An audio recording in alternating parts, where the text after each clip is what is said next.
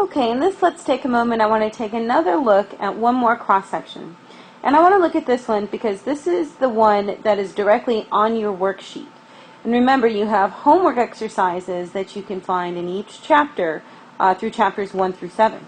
So this is actually the first one that's on your worksheet. Now I know the answers are in the PowerPoint, but I actually just want to take a minute to go through them again to make sure that you understand. So remember, when we start our cross-section, we always want to look for our oldest first. And remember, superposition tells us that our oldest is on the bottom, always. Now if we look here, we have two things on the bottom. We have an igneous intrusion and we have a rock layer. Now using cross-cutting relationships, this tells us that our igneous intrusion here had to have come after our rocks were deposited, because our intrusion is going into these rock layers. So we know we're not going to start with our intrusion first. So our first step is going to be the deposition of rocks. Now we have two choices. We can either say we have the deposition of 1 through 6 or 1 through 7. So we need to figure out which one to do. So we need to look here and see if there's anything that separates these layers. So if we take a look between 6 and 7, we actually see that there's an unconformity there. So that tells us there's a gap in time.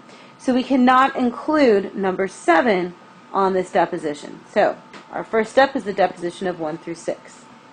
Now the second thing, if we look now just within 1 through 6, we can see that our rocks are tilted, they're folded, and we have an intrusion. So the next thing we need to ask ourselves is what comes first, the tilting or the intrusion.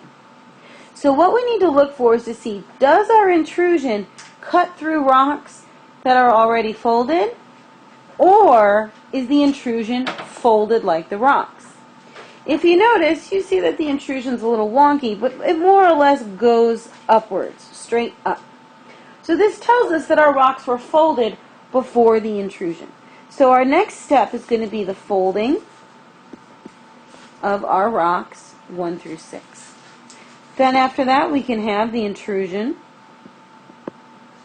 of our igneous layer A.